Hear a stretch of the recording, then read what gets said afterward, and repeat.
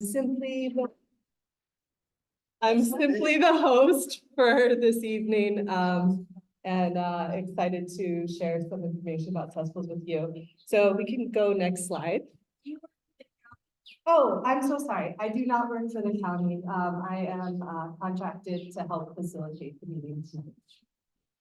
And we're about to introduce everyone. So tonight we have with us Mayor Mitchell Roth, Ramsey, the Director of the Department of Environmental Management, as well as Cyrus. He's the Public Information Officer with the Hawaii County.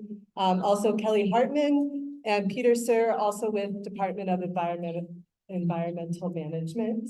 And then our consulting team here to help tonight, myself, Kristen Reynolds, the facilitator of Move One World with Water. Also have Carrie Yoshida with Carollo Engineers, Adrian and Lance, also with Carollo Engineers. And part of our team, which was unable to make it in person tonight, is Ray, but we will hear a little bit from her via recording. Next slide. Oh, great. And we have John Nagato from Department of Health in virtual land somewhere with us. Okay, so as I said, you are at the cesspool conversion public engagement meeting, and tonight we're going to talk about the integrated wastewater management plan. So just a quick bit of housekeeping. If you could silence your phones, that would be great. We want to try to be respectful and have one person talk at a time tonight. You should have seen some comment cards on your way-ins, or you can just write down on a piece of paper.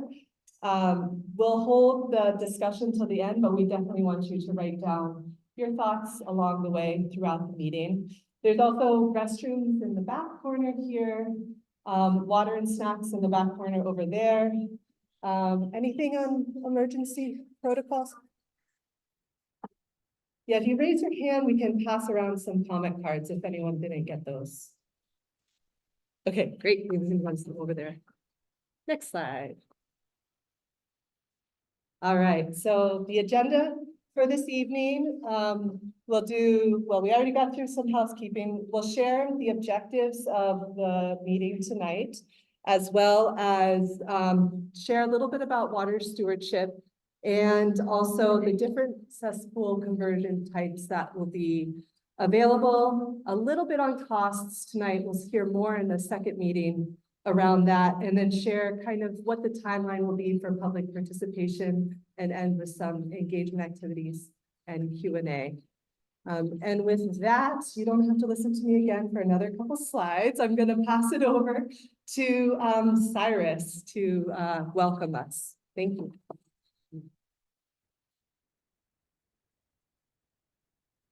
All right, aloha. Right here. Aloha iahi kako, pakahia pau, mahalo nui, yaoko for joining us this evening here in Kona. I know a lot of you folks have some travel farther than others to be here, but it's all in the interest of information. We know that knowledge is power, and this provides us a lot of knowledge. This will provide us a lot of knowledge going forward to make sure that we're making the right decisions and the smart decisions for all of us in the future. And so we really appreciate your time tonight. That said, we're all here to make sure that, you know, like I said, you folks are equipped with the information moving forward, but we're coming from a place of aloha, and we just hope to have that same respect in return, regardless of what's said, that we can have these safe discussions, that we can ask our questions politely, and that, you know, when we leave here, we all leave feeling that we are one ohana, one county. It's very, very important to our administration, but it's also very important here in Hawaii to have that safe space, to have these conversations and be able to move forward. And so with that, I would like to just get us started on the right foot. I was going to do a pule, but I saw my classmate, Makaiba, in the audience, and I feel like there's nobody better to kind of get us going. And I asked her on the side prior to putting her on the spot, and she said, no problem. So I'd like to call up Makaiba, not Tong anymore, it's Kanui. Kanui, Makaiba Kanui for the opening pule. Malo. Pule kako. O mai kakumana mau, kumei hani kalania me kahanua. No mako ke kaya ulu nui o keia wahi o Kona. Ke olo olo oe alaka'i a mākou i kia halawai. Ai ho'opiha i kia wā, me ko maluhia, me ko moakaka, me ko aloha ho'olokahi. Ke ho'omaika'i aku ni wako ia oi, ho wau ka mako akua, a me Iesu, ka mako ho'ola, a me ka uhaneha molele ka mako akua. Amene, amene, amene. Amen. Mahalo. Mahalo. Okay, with that, nobody wanted to come here tonight to hear me speak, so I'd like to introduce our mayor, Mayor Mitch Rock, to come and say a few words about how this initiative and many of our other initiatives are all tying together to create a sustainable future for the island of Hawaii that can foster and sustain our kids for generations to come. So with that, Mayor Rock, please come up. Aloha. They gave me a written script here. I said, oh, man. I'm not used to having a written script, but I'm. Okay. Is that the slide you're gonna use? I thought there was another slide. Okay, I have a different slide. That's okay. You know, our administration has been focusing on sustainability. And when I say sustainability has a lot of meanings to a lot of people. We need what it means, the ability to allow our kids to raise their kids here in Hawaii.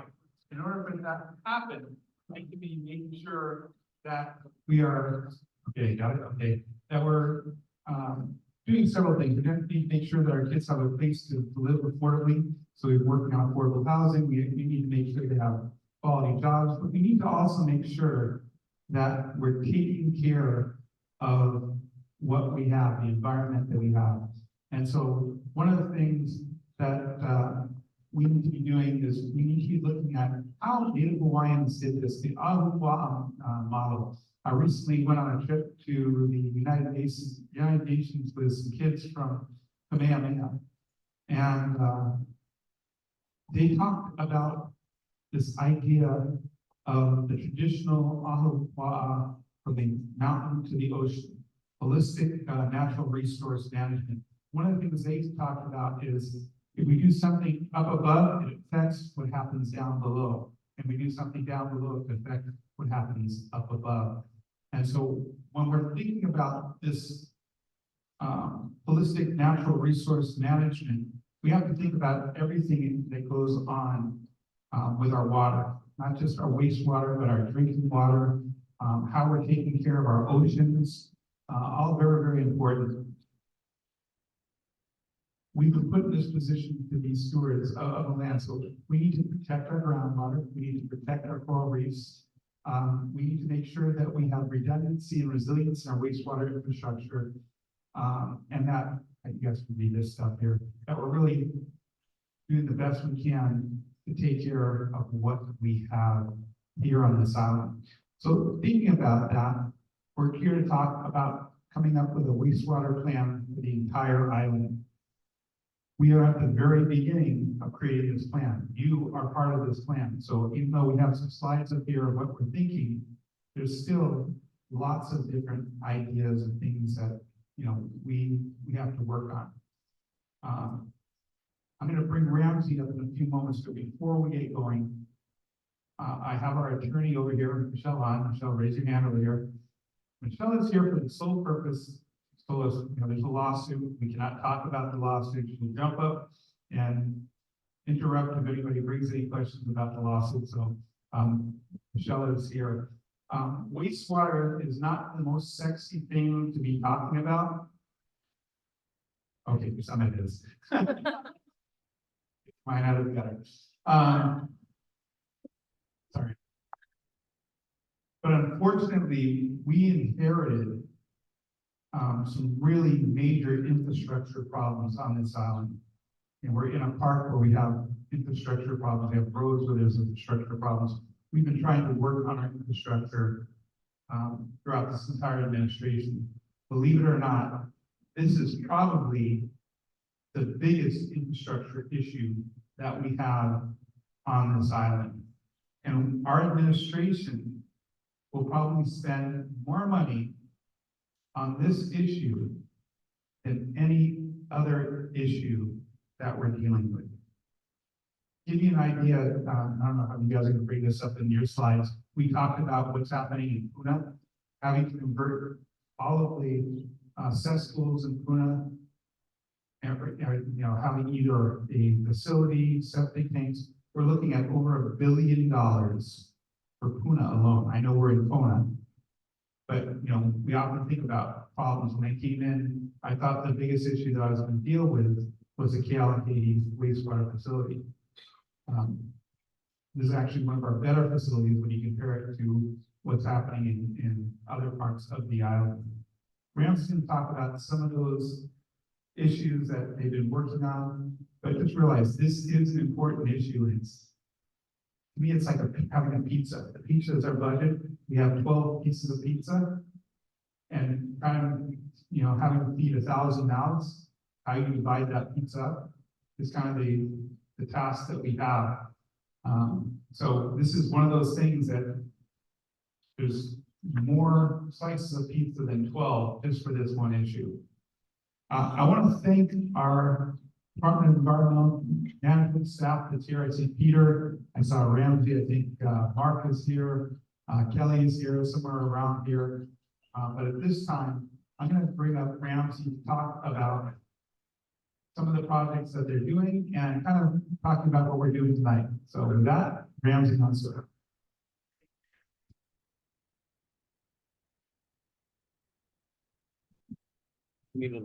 Yeah, aloha, and thank you for coming. I always look at my slice of pizza as one of the 12, but I want more topping on it. So the topping is what costs the most. So, and definitely we have a lot of projects that our department has been working on. And with that, when our department and the administration took over, there was a lot of challenges. And I want to thank the mayor for allowing us to grow our ways and take charge of the issues. And I'm just so proud of my department and my staff for delivering on these challenges. Over the last 3 years, my department literally put a lot of projects out, and we're working on major projects. I kind of have a list of them listed here. Kailua-Kona waste treatment plan. We have a major project out. We submitted it to the Department of Health way back in last year in around July, August. So we're working with the Department of Health to get in our projects permitted through them. So, and that project is going to be also one of the biggest projects to do the headwork, site improvement projects, odor control, and also to improve the quality of one to reusable water. Hawaii sewage pump station. This is also 60% design complete. And any of you that walk down LA Drive, where Hawaii is. So we're trying to improve the sewer collection, the pump station there, because sometimes we have sewer backing up and the smell and the odor. So hopefully our guys have been doing a great job maintaining that system down at LA Drive. Plus, we lined the entire sewer collection system along that LA Drive to prevent water from entering into the sewer collection. Infiltration, inflow into the sewer collection. So that was also done and controlled so we could minimize exfiltration, sewer flowing back from the pipe into the bay. So that was also done about 1.5 years ago. So at least we could go in the water, making sure that the water is clean. It doesn't have the contamination of the sewer pipes leaking into the harbor. To the bay. Kailua-Kona force main replacement. This also is a 60% design complete project. And it's a huge project. So we try to finalize work with the Department of Health and the consultant and finalizing that as well. We have a small segment along LA Drive near the Kahulu Bay. And there's almost about 69 homes, and we know that it's a very sensitive area. A lot of people go and, to that bay and they do snorkeling. It's beautiful water. So our intent, to connect that small segment into our service system. So we put it out, we had a good turnout. We have about 38 consultants submitted. It was sent to about 38 consultants, 10 submitted interest into that. So Cindy, we're working on that, we're moving forward. So that by itself is gonna move. And also we did some renovation project, Bululini waste treatment plant, a local treatment plant, and we drive up to Costco. There's a few train units, to that portable housing. So we are in the process of replacing the trains. It's a package unit, supposed to be delivered in August, and we're supposed to replace it. That also was a big project for us to make sure we have a good treatment for the sewer. So, in addition to these, there's a few projects that we're working on. They are major for the design and construction. We also have the operational maintenance challenges that we have. And we have a great list of projects. I don't need to go over each one of them, but I'm just proud of my maintenance crew and the staff that sometimes they get phone calls in the middle of the night for sewer backup. And they have to go and report any calls. So it's like what the mayor said, it's not the sexiest thing, but we love to do it to make sure that we are protecting the environment and the health and safety of all of you. So I want to lead more to the questions and answers, and I can introduce to you Carrie, Dr. Ishida. She's from Corolla Engineering, and she'll go through the presentation today over the integrated wastewater management plan, and goes around the topic of cesspool conversion, because we do have about 48,000 cesspools within the county. And all these cesspools need to be converted. So what the county and the administration is, we're trying to create a roadmap that could allow each one of you to be able to enter their address, and it give you the option if you either gotta wait to connect to county sewer, or you just move forward and do your IWS, which is individual wastewater system. So you don't have to spend money twice. You don't have to wait till 2050 if you don't need to. Because my understanding, anytime you get a building permit, the Department of Health is gonna ask you to do conversion. And there's so many legislative bills right now, trying to accelerate the conversion, try to do it at the point of sale. So there's a lot of challenges. If you wanna, technically, if we wanna meet the 2050 deadline, that means we have to convert about 2,000 cesspools every year. That's equivalent to about 65 to 70 cesspools every month. So that's huge. So that's why the purpose of this meeting, to share with you the information, to plan ahead, so you don't have to wait to the last minute to become a chaotic situation. So with that, I'll hand it to Dr. Ishida. Thank you. Thank you, Nancy. Hello, everyone. Thank you for having us. Next, please. All right, so part of what makes this messy issue even messier is there are different jurisdictions for converting your cesspools. There's different parties involved depending on how you convert your cesspool. So who is responsible for what? So here we've got a list of Hawaii Department of Health, Hawaii County, and the homeowner. So Department of Health is responsible for reviewing and approving of new individual wastewater systems. So, for example, if you to convert your cesspool to a septic tank or a treatment unit or something at a household level, that's under the Department of Health's jurisdiction. So they regulate and oversee all these systems at a household level. They also help to implement financial aid programs for those types of conversions, okay? Ultimately, it is the responsibility of the homeowner to convert your cesspool. We'll talk a little bit later this evening about other methods besides individual systems. Hawaii County is responsible for their centralized sewer system. So by this effort tonight, their efforts are to support all of you, their constituent, by developing a roadmap to help outline the county's plans to extend their sewer system and what cesspools may be able to be converted by their sewer system. The plan will also outline other options such as decentralized or cluster wastewater systems, as well as what's remaining, which would be individual wastewater systems. So the county operates and maintains their systems. So many pump stations, wastewater treatment plants, they own and operate those. They also plan and build new sewers, as well as maintain their existing sewers.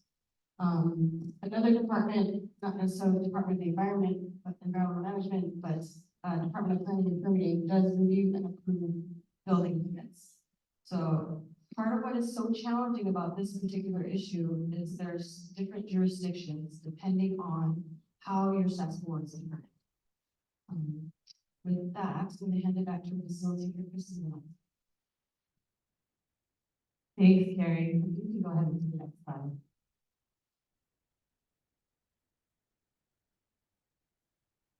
Okay, so we're partway through, but wanted to highlight the objectives of today's workshop. So as Carrie just mentioned, she gave a little background of the responsibility of the cesspool conversions and a little bit about the origin today. We're also going to talk about the importance of clean water and kind of the whole one water system. And we're really looking to get community feedback and input to help prioritize county resources and support to protect water resources at large and specifically for cesspool. And we'll be sharing the roadmap to guide homeowners on cesspool conversion and also share how to stay engaged throughout the process of this plan. Next slide, please. So there will be 2 rounds of public engagement today. Is the first round, where we'll dive into water stewardship, the importance of eliminating cesspools, and an overview of the cesspool conversion option. Then in April, we'll have a second round that gets more into the specific regions, so you can kind of start to see what is the option for your specific location, and also what financing and funding opportunities are available. But now we're going to Hello, my name is Ray, and I'm excited to join you tonight virtually to discuss the stewardship of our shared water resources.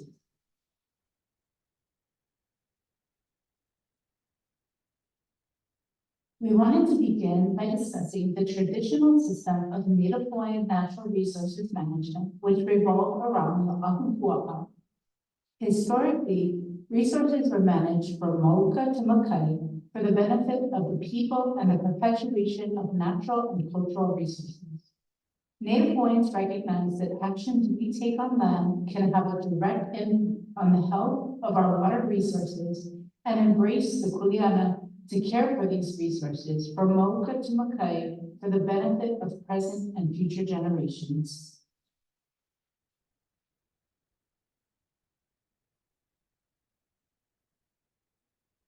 We recognize that there are cumulative impacts to water quality from multiple sources of pollution, including erosion, chemicals in stormwater runoff, illegal dumping of liquid and solid waste, as well as cesspools and other failed wastewater systems.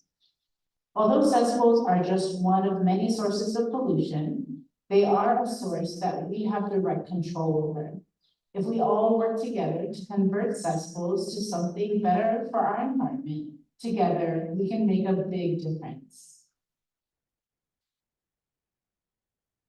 So what is a cesspool? A cesspool is generally an unlined hole in the ground under a home or business, and it receives all of the wastewater from the building. There's typically no barrier between what's in the cesspool and the environment, so all of the waste and wastewater will drain out through gravity, especially in porous lava rock conditions, where it can lead to the groundwater, sometimes rivers, and the nearshore waters. As you can probably imagine, cesspools have several negative impacts on water quality and can impact human health, including gastrointestinal illnesses and skin infections. They can impact our drinking water, as over 90% of our drinking water supplies are from groundwater sources. They also impact our environment and our aquatic plants and animals because the nutrients disturb our water bodies, which includes the water that we swim and fish in, and ultimately they can impact the health of our community and our environment, which are key to our economy and our unique Hawaiian culture. This slide provides a look at the number of cesspools across the islands and the volume of wastewater they're generating. Unfortunately, our state has nearly 88,000 cesspools, which are generating approximately 53 million gallons of wastewater discharging into our environment every day. This is a huge problem because, as we discussed earlier, nearly 90% of our drinking water sources come from groundwater, which is what we need to keep clean and free from contamination. In 2017, the legislature passed Act 125, which prevented the further creation of cesspools and mandated the conversion of all cesspools by 2050. The state has also prioritized areas across the state where cesspool conversion is particularly urgent. As you can see here, there are several priority 1 locations on the Kona coast, meaning cesspool conversion is especially important in these locations. So, how can you help? Please protect our water resources by composting or properly disposing of food waste, picking up pet waste, dropping off toxic chemicals at disposal centers, avoiding using chemical fertilizers by using natural products, conserving water, and definitely replacing cesspools with more reliable wastewater systems or connecting to a sewer. Mahalo, everyone.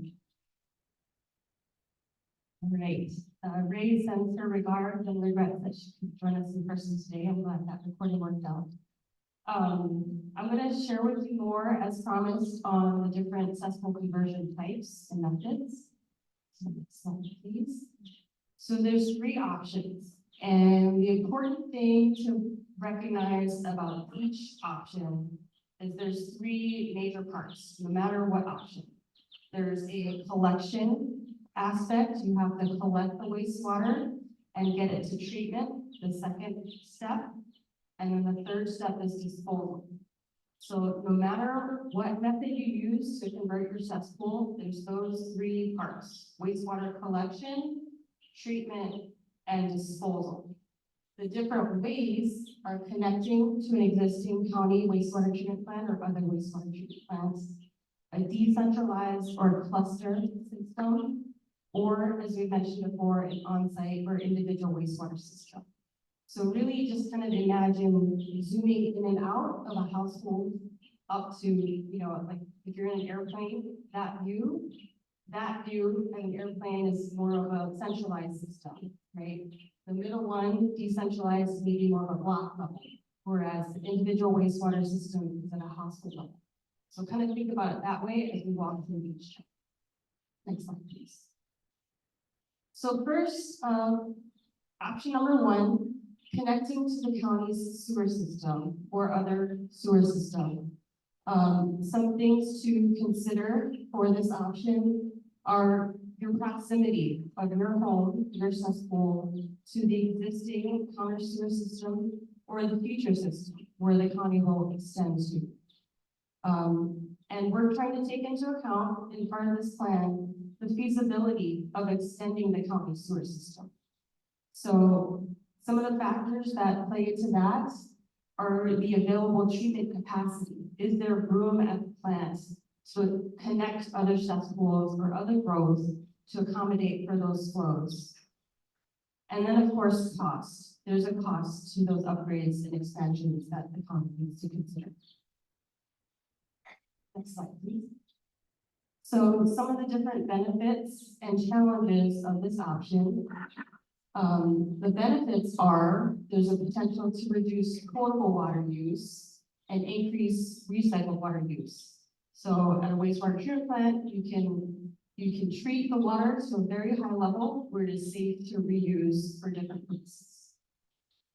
It also provides excellent environmental protection. Wastewater treatment plants are very highly regulated by the state and EPA at the federal level. There's also the potential for rapid conversions.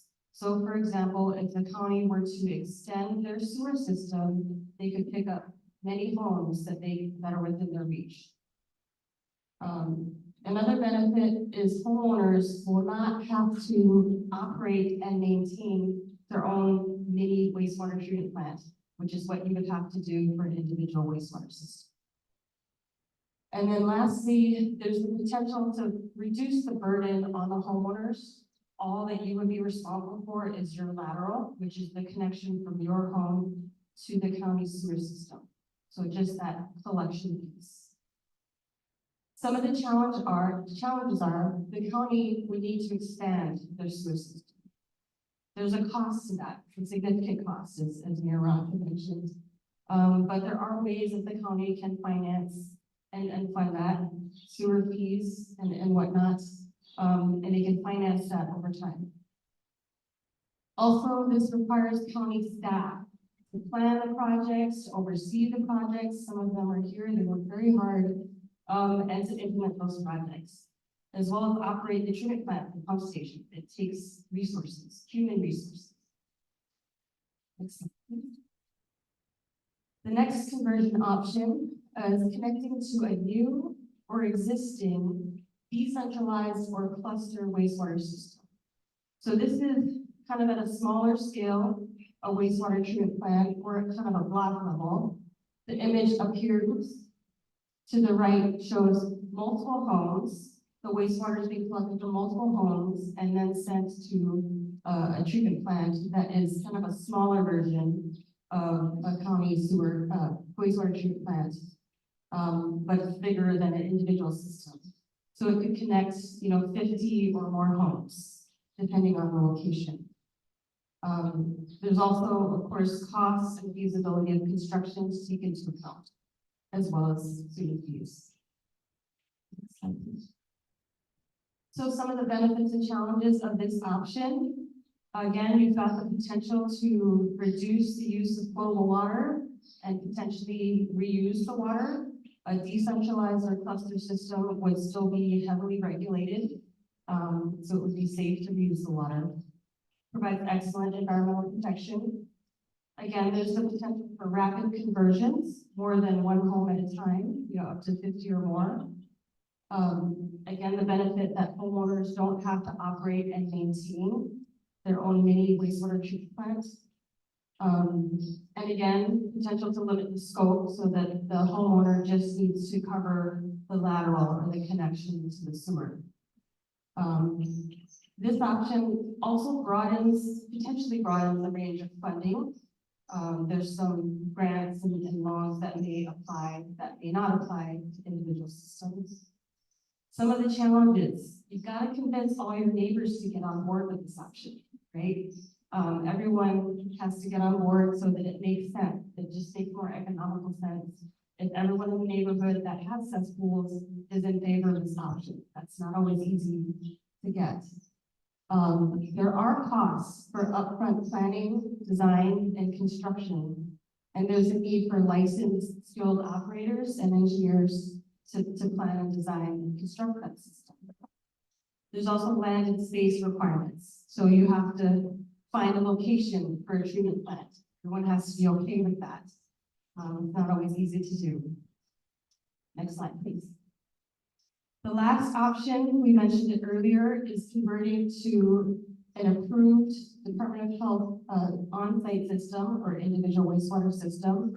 So at the household level, you still need to have a licensed engineer to determine the options. There are different ways, different technologies to convert even to an individual system.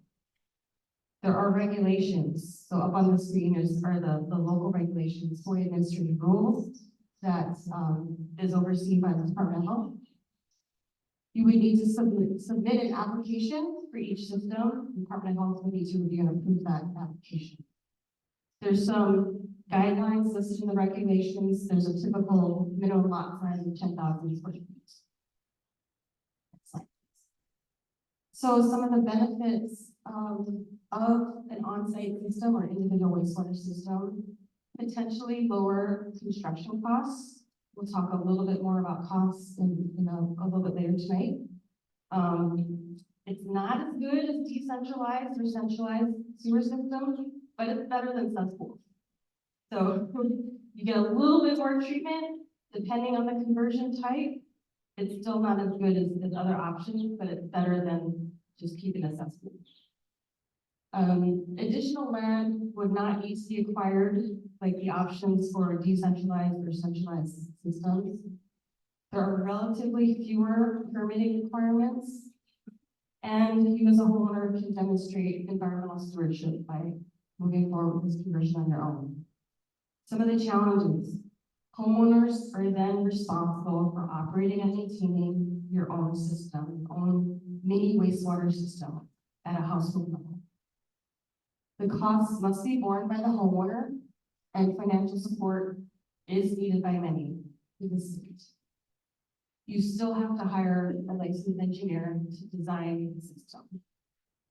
And there is still some environmental risk because the effluent is discharged into the groundwater. So unlike decentralized and centralized systems where you can reuse the water that is regulated, you cannot reuse the water for an on-site system. Okay, as promised, a little bit more about costs. So how much does it cost to convert your cesspool? Complicated? It depends on how you convert. So we talked about 3 methods. I've got some numbers here on this slide about individual wastewater conversions and sewering costs from the Kuna plan. So homeowners can expect to pay a range of $30,000 to $70,000. I'm going to put a lot of caveats on that number. It can be more, it can be less in that range, but the general range. It's very, very site specific. It depends on your location, it depends on your conditions, depends on what the contractor gives you, right? What he says or she says that they could do for that price. So it varies. This is the range that we wanted to share. For sewering, we're sharing cost estimates that were developed for the Kuna facility plan. The integrated wastewater management plan will have more cost information later this year. But the Kuna facility plan had estimated $4 billion to $11 billion in capital costs for different sewering alternatives just for the area of Kuna. It's very, very expensive. Next. Okay, that was the tough news. There are future plans for financial support. Again, it's complicated because it depends on the conversion method and type. So Hawaii County is exploring grants and low interest loan options for their projects. There may be federal funding opportunities, and they can take steps to prioritize high priority cesspools or areas where there are many who are financially burdened. There are also state programs available. The Department of Health did offer a grant program for up to $20,000. I believe the wait list is filled. There may be other programs that they come up with. They have put out several programs over the years. So I do encourage everyone to check out their website for more information as well. So again, it depends on how you convert, how you can get permission.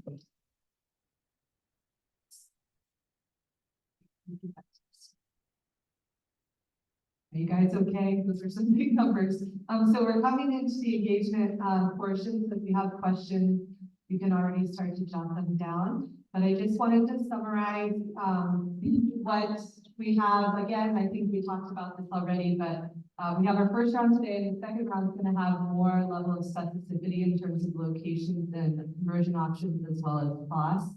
Carrie, anything you wanted to highlight that's coming in the second round specifically?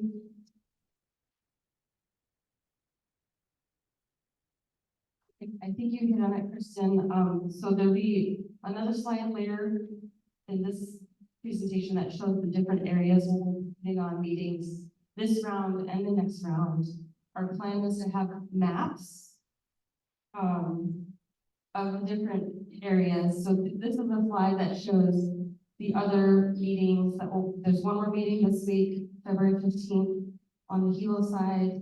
In 2 weeks, there will be 2 more meetings to cover the north and south areas of Hawaii County at Na'alehu Community Center, February 27th, and the Kohala Intergenerational Center on February 28th. So again, this is all part of this first round of outreach. The presentations there will all be similar. And the second round will be in April or May. Thanks, Carrie. You can go to the next slide. So there is a website at the Department of Environmental Management. I know that's kind of tiny. If you want to scan that, we can leave this up later for more information. We'll be posting things here as well as there's an email. So I think with that, we're going to move into some more engagement activities. You can go next slide. And go ahead, next slide. So first, here is a QR code. I know some folks, let me know if that's too small. We can send around the sheet, you got it? Okay, there are also, if you're not, if you don't have a smartphone on you, I can just pass some of these around. Does anyone need, just raise your hand, we can pass paper. Oh, yes. Okay, and there are 2 different, there's also a comment card, so we're gonna get to open Q&A next. So these are different. This is just a simple survey. And we'll use this information into for the plan. So the questions are, which community do you live in? What are your top 3 concerns about successful conversion? What are the environmental benefits? Is there anything else you would like to share? And if you'd like to be involved in future meetings, you can share your email. Now you can take that and do it later. You can take one with you and do it after as well. But we just wanted to make sure we ask those specific questions. Is everyone who wants to take a picture of the QR code? I don't see any phones out. Okay.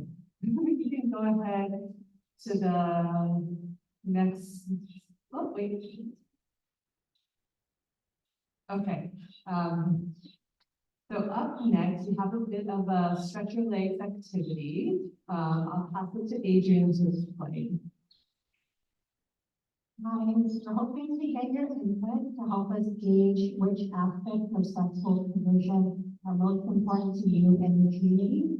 So each person will get 3 tickets. If you haven't gotten one yet, we'll pass them out to the table there. And there will be a box representing each of these items. So you can drop a ticket into each box, or boxes for whatever is most important to you. And if you have time, we can also play our map activity. So we have different colored stickers to represent what sort of wastewater system we have. And then you can pick one and then stick it on the map to represent where you live. So if you want to go ahead and we'll take just maybe the next 5 to 7 minutes for you guys to do your both activities, grab some snacks, water, and then we'll have the remainder for Q&A session. Thanks, everyone.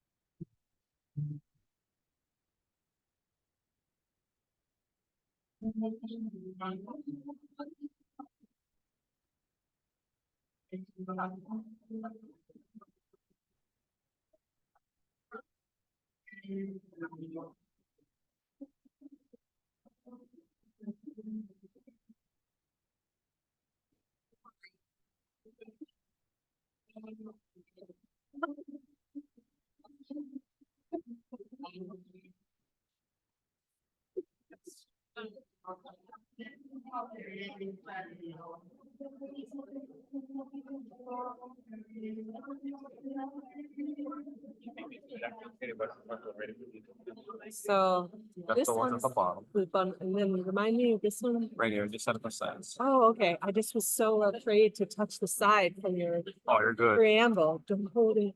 You're gonna mess it all up. There is a Zoom. I don't know if was there a public Zoom call or it was just? Yeah, there's a real, yeah.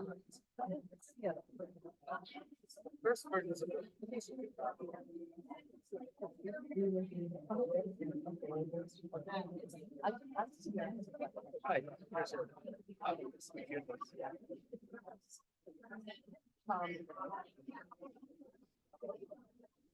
So, how did this, when was this, when was this series?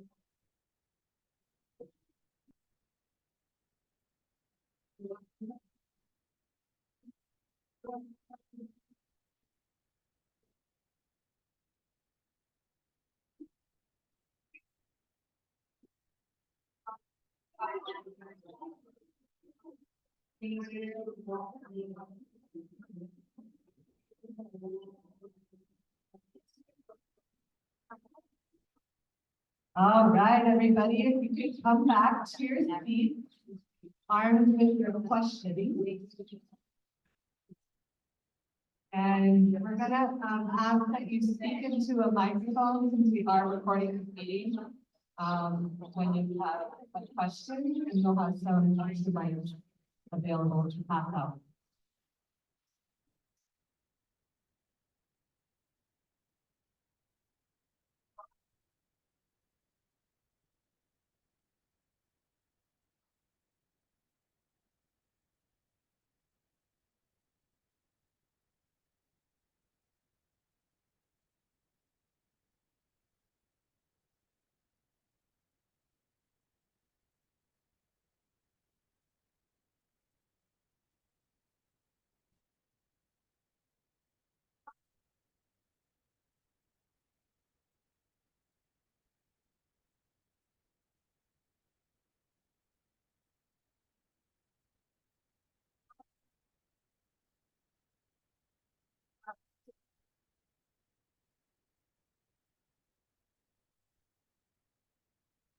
Okay, we want to make sure that we have time to hear everyone's questions.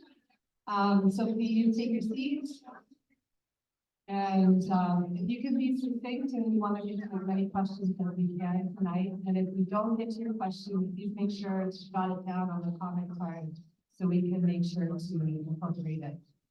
I'll pass it to Carrie. I believe she has one question that came during the break.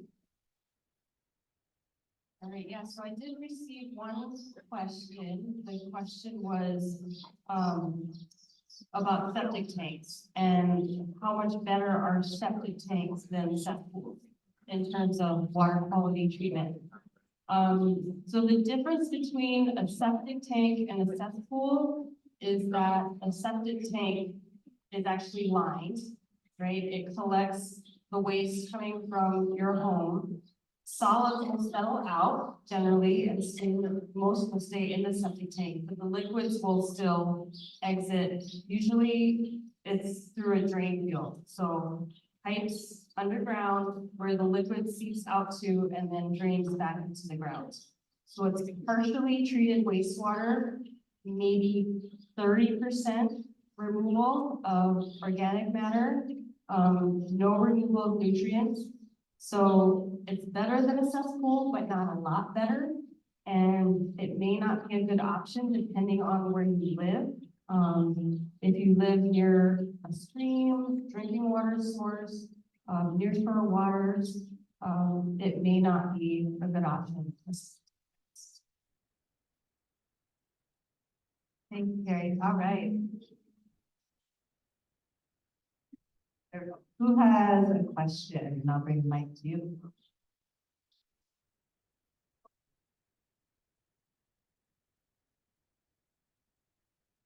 About a lot of,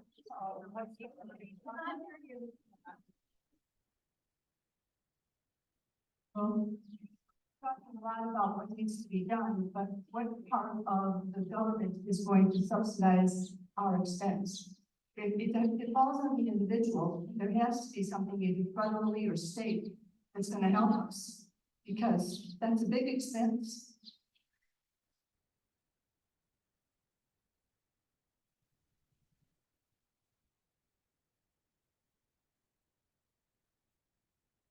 I can go first.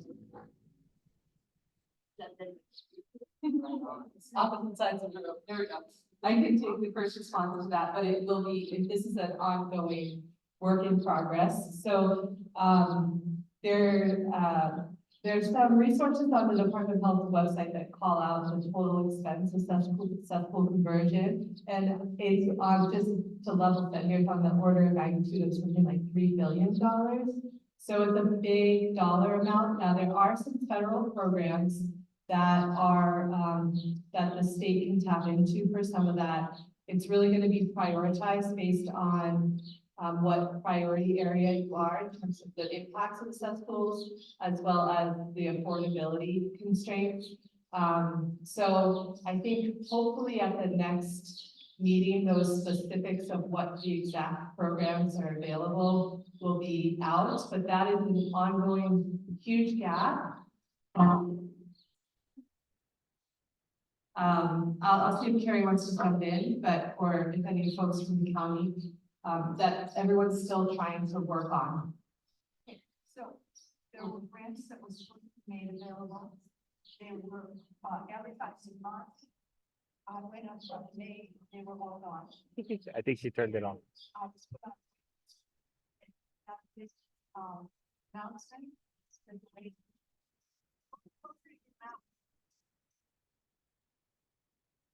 Peter, let me know if John has anything to say too. So the grants were available as of March. I went up in May and put an application, and I was told at that time, all the grants were gone. She did accept my application and said she put me on a wait list. This earlier it was announced that they weren't even taking any more of the wait list. So when are more grants going to be available? Everyone's going to need them. Yeah, so, I'll just attempt to provide a little bit more information. We've mentioned in the presentation, the complicated and messy part of this conversion issue is it depends on the method of conversion that you use, whether it's an individual system, connected to the county, or the decentralized system option. So there is information, as you saw, on the Department of Health's website for individual systems. The county is working on their sewer extensions and, you know, how they might finance and bill accessible owners to connect to their system. That's the evaluation as well.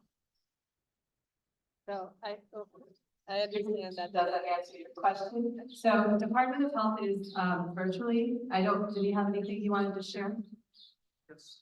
Oh, he does. Okay, how do we hear him? Can we hear him? Oh, John, can you talk? Hi, can you guys hear me? Wow, yes, loud and clear. Okay.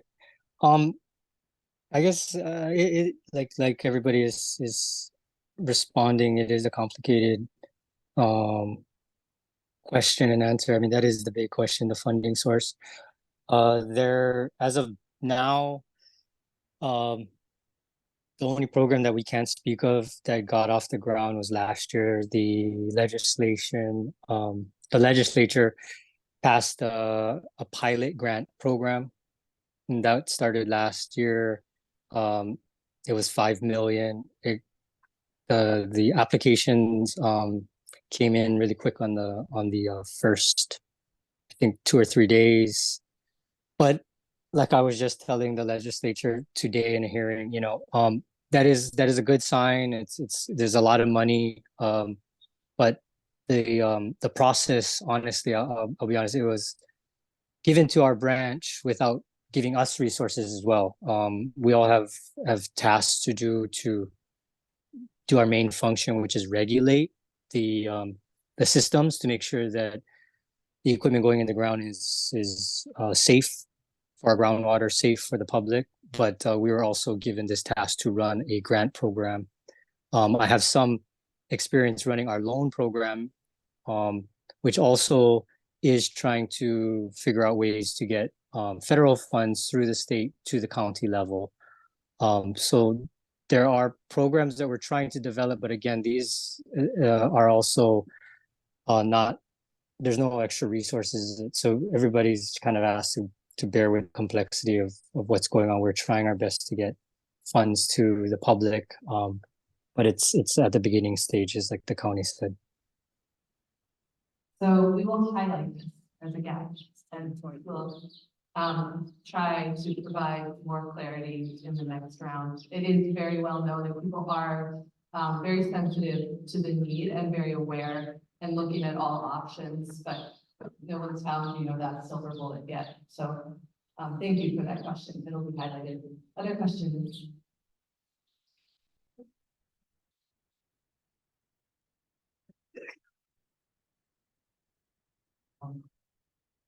Well, what is the status of the Kailua-Kona wastewater? Carrie. Anything we'll go here? Oh, yes. You wanna? Yeah. So, Rand, I have a question for you. What is the status of the Kailua-Kona wastewater system? The status, did you hear me? Yes. So we're working with the community and, they got together. The idea is to tie up their homes into the Manalani waste stream. Manalani, 700,000 gallons per day. So we're looking at about 109 to 120 homes. So we may end up getting a deal with the top producers and these one. So there.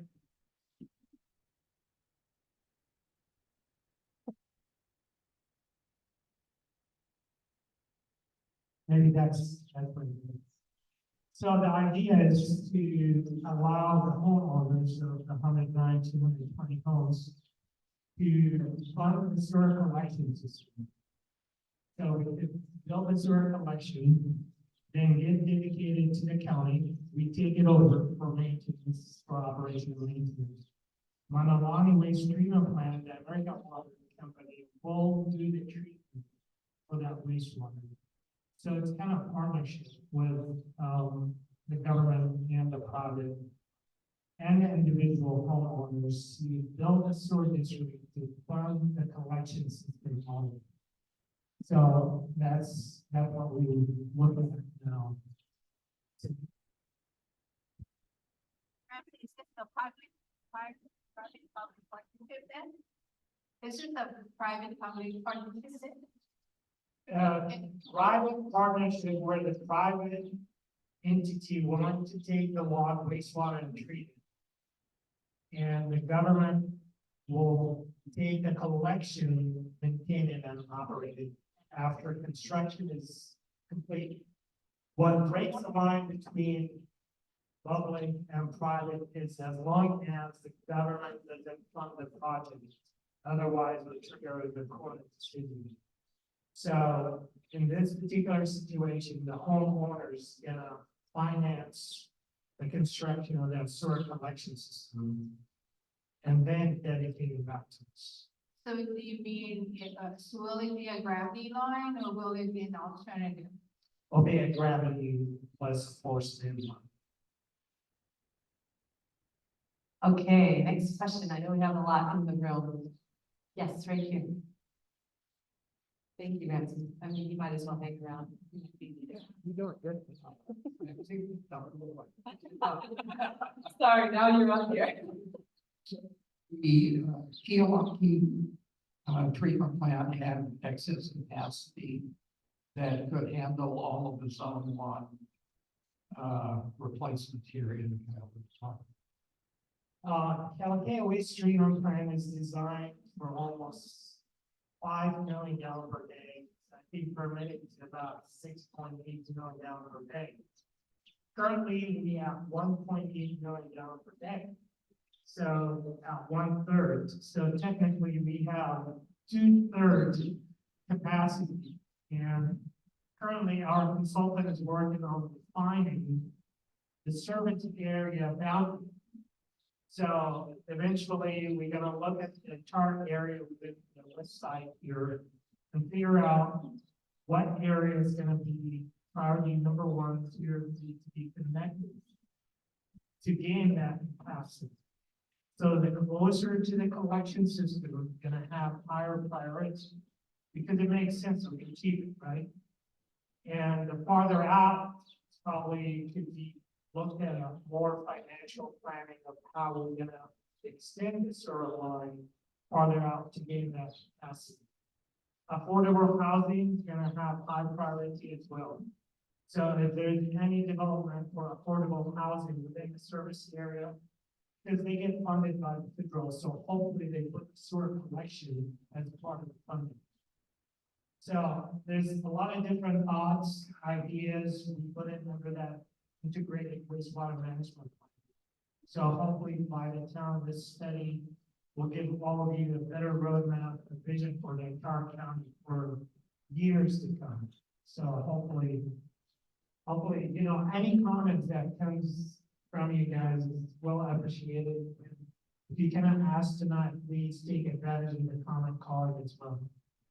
Thank you. And I think we have the next question right in the red behind you. And then The Kuna area is mostly 1 acre lots, so I appreciate that they would want to have a sewer system, but they have a lot more land than we do here in Kona, where our lots are, many of them 7,500 square feet and less. So how do we start talking briefly, but how do we get about getting sewer in the White Sands area, since it is on Waialoa? I believe Lady Heights is hooked up.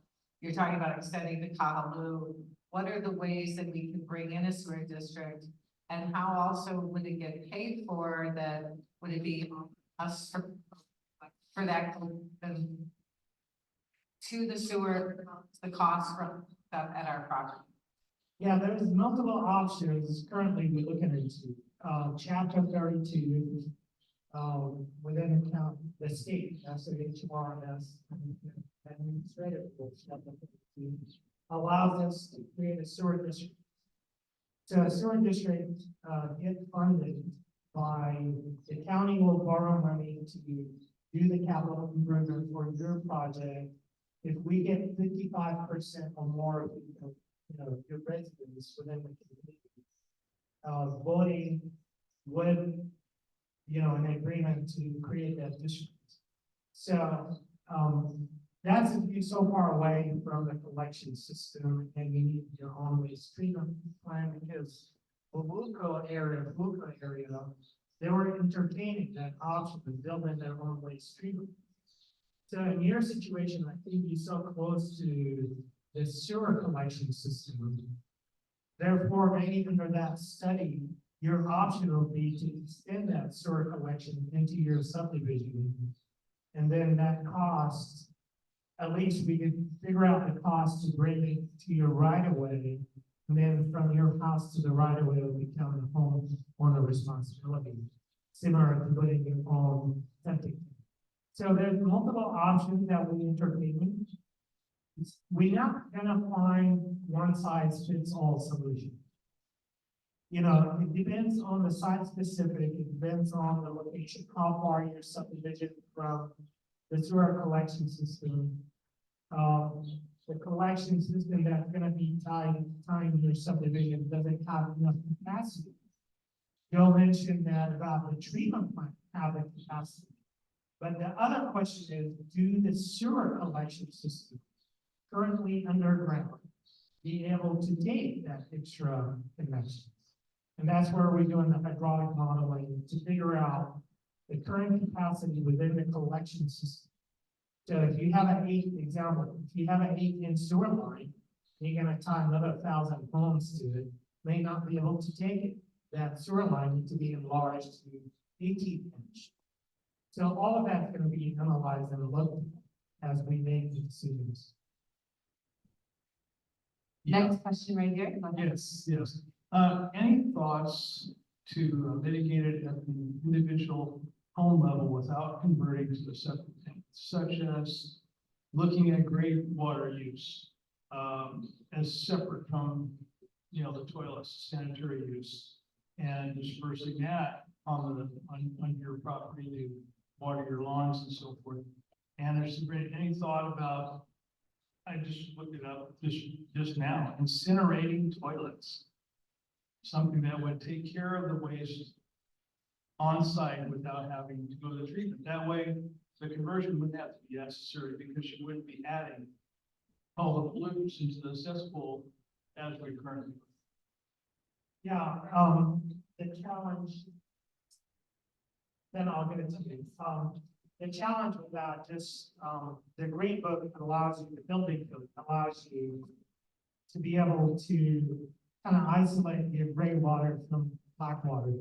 Unfortunately, the current systems we have, you don't have that isolation. So your gray water and black water is mixing together. Therefore, you cannot separate it because you have to go through major plumbing construction to separate your gray water from your black water. So it becomes cost prohibitive. And then if a new development comes in, a new house comes in, they have the option to re-plumb the house as they build it, to allow a small holding tank, about 200 gallon, and they could reuse that water, laundry water, shower, not garbage disposal or sink, and toilets, because that's black water. And they could put a small 0.5 horsepower pump to use it for landscape. And that's being done all over the country. So it is doable for a new development. The existing development is the plumbing inside your house in the walls doesn't allow for the separation of gray water and black water. I mean, that's an option. You could run it by the Department of Health. They don't who's gonna approve the ultimate solution for you. But it goes back to once you secure that engineer and hopefully you can look at your site specific conditions and give you a recommendation. If you have a pedestal house raised on a pedestals and you can change the plumbing, that could be an option. Divert your gray water from your black water and use it for landscape. The challenge is still need to deal with your black black water, a septic tank still required for your black water. Incinerator toilets, you may get hard, time getting it approved by the Department of Health. If you live in urban area, usually incinerators, if you live up the mountains away from development, let's say.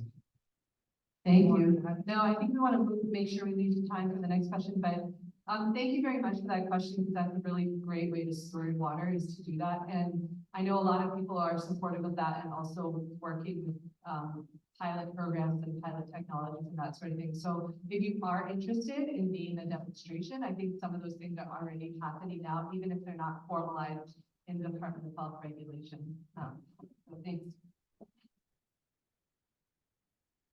I have a question. Got one right here. Okay. Oh, there.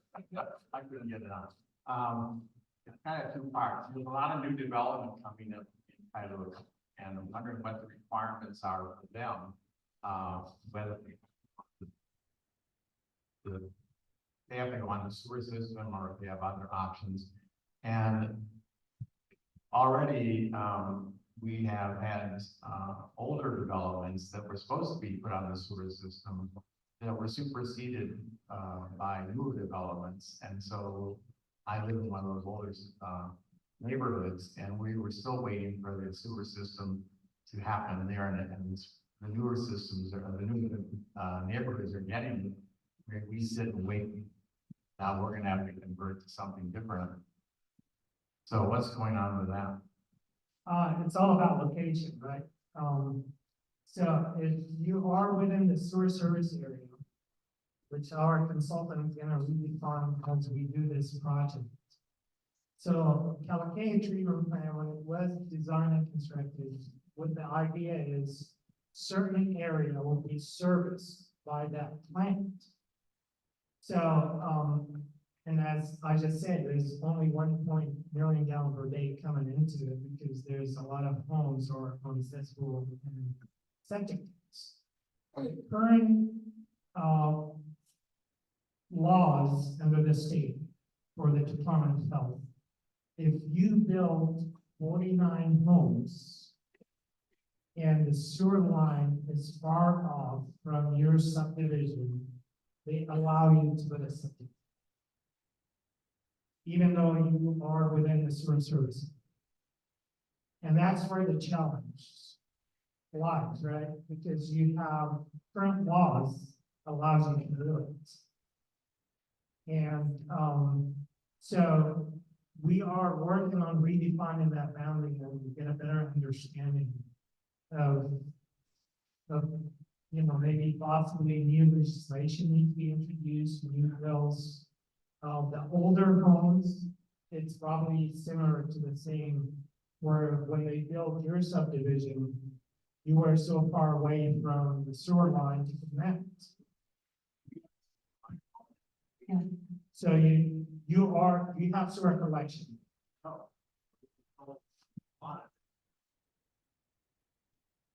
Yeah. So you may have dry sewer, maybe.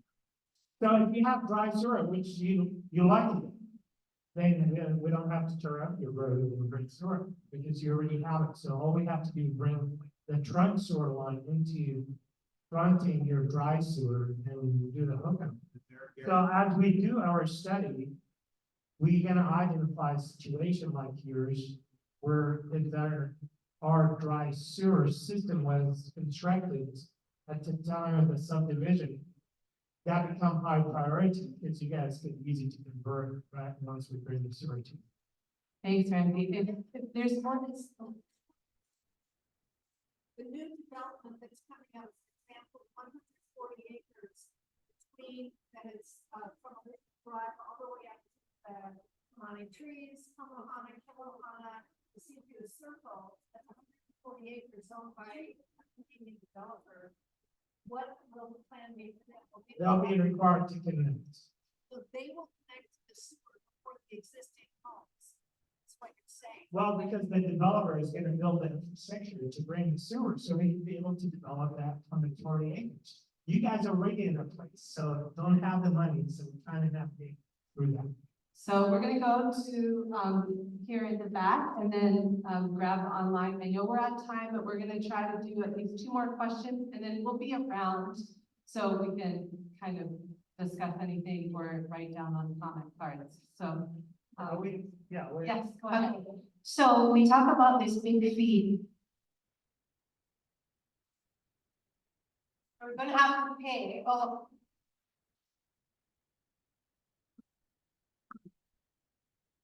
We talked about this big money that we need. And then so. You're not talking about the fee after that. You are. So this becomes a bigger burden on us and on the volume because, you know, we had no clue this is all going to happen. And then now us generation later, and then now we have to come up with like 50, 60 grand. Wow, we can barely pay our mortgages here. And now you can tell us another burden like our water. Water was by, it was free. You just have to malama. Now, okay, I need water. But now we have to sewage now, and now it becomes a burden on us and our kids and my Kailua-Kona. You know, you guys can talk and everything, like you like sound so like, oh, you know, because you know, like I was in that area. I grew up in Kailua-Kona as well. So now I live in Kailua-Kona. And all this man is happening. And we knew this from the very get-go. My father was one of the construction workers. We flew him for blow that road. So now us as Kanaka, who are gonna live here, born here, are gonna die here. And now we're gonna pass the burden on to our kids and our Kailua-Kona and the next generation. No wonder they are unliving, no wonder they leave. And they'll come back. I'm sorry. No, thank you. It's a great question. I hear it all the time. And thank you for bringing that question. I know how you feel and I know how the majority of the residents feel. Unfortunately, that decision, it's a state law to convert the cesspool by 2050. So under this administration, and the reason we're doing it now, so 10 years, even though you have till 2050, but think about the cost in 2050 if you wait till 2050, right? So what we try to do here, trying to bring awareness and to all of you, to the entire island, that this is the issue we dealing with. These issues, you dealt with it, we deal with it as well. I live here, I have to convert my cesspool as well. So the idea is, let's have a roadmap, let's lay it out. From a financial point of view, there's a lot of bills and legislative concerns coming through our elected official to try to allow funding for these projects for your individual conversion of the cesspool. Last year, there was $5.8 million through the state to allow you to convert your cesspool to a septic at no cost to you. So there's a lot of programs, be looking into it as well, into this study under the financial planning that could give you the tools and the resources that you need to be able to convert at a less cost now to you and your grandkids.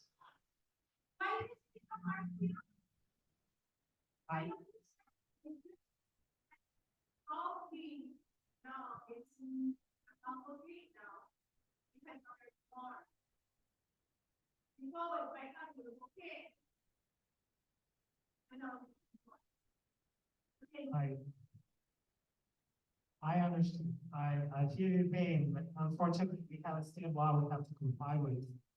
And it just, you know, similar to your other utility services. I understand the water, I understand the sewer, I understand Spectrum, and every utility company is, you know, that you use is doing the same thing, I would imagine, but we trying to bring the awareness through this administration that over the last 3 years, we try to put our hand around the issues so it doesn't fester to become unmanageable. So at least please take that information. We can provide assistance to you through contact you with the right people to secure funding for your situation if you fit the criteria. So, but thank you for the question. I appreciate it. I think we are coming to time, so there's one question over here, and then I think the rest will have to get on comment cards, and we'll hang around. We can stay around. Yes. Yes, and we also received the questions online. Thank you, those that came in, and we'll be answering those as well. So I just want to just quickly mahalo everyone for coming. This is a very difficult issue, and we understand that there's a lot of questions still out there. The reason we're having this meeting is to make sure that everyone is aware of what's coming up and can participate and share information and concerns, because it's going to take a lot of effort from everyone involved, all the regulators, funding, legislature, as well as the county, to find the best path forward to this. So a big mahalo to everyone. Any closing remarks? But we're going to stay here. So for those people who didn't get to ask their questions, we're here. And also you can write them down on the comment cards. Any more? Might take a quick minute to answer a few questions that came in through the chat. So one question was, what does the decision-making process look like for deciding which communities have proposed treatment plants? So thank you, Gina. I think that is relative to the decentralized or cluster system, sort of that middle option between individual and centralized sewer. So some of the criteria and things that we'll be looking at, first of all, it's just going to be proposals, right? We're not going to say this neighborhood shall build a new treatment plant, because that's not something that we can say. But what we will look at are kind of the number of cesspools, the sort of the proximity, the density, because it just makes more economic sense if they're closer together. It makes it more feasible to build a collection system, find a treatment plant site. So those are kind of some of the different things that we'll look at. And again, we won't be recommending. We'll just, show proposed areas where it might make sense. And there's a lot more that we need to be studied and evaluated before a project like that can be finished. One more question that came in was, I heard that the county or state might enact a tax at some point to provide some funds for conversion. Is this something that the county is pursuing? I believe there was a bill proposed. I'm not sure the status. Yeah, the county will submit testimonies to anything that benefits the conversion process, either tax credits or non-interest loans. Oh, this was a fee. Successful. You're talking about tax credit, right? Or tax? No, HB 2743. Oh, that's to set up a fee, cesspool conversion fee. So that legislative bill, the idea is to set about X amount of dollar per homeowner to assist into the conversion process for the people that qualify. So as a cesspool owner, I could be assessed a fee, even though I can't afford to convert to cesspool.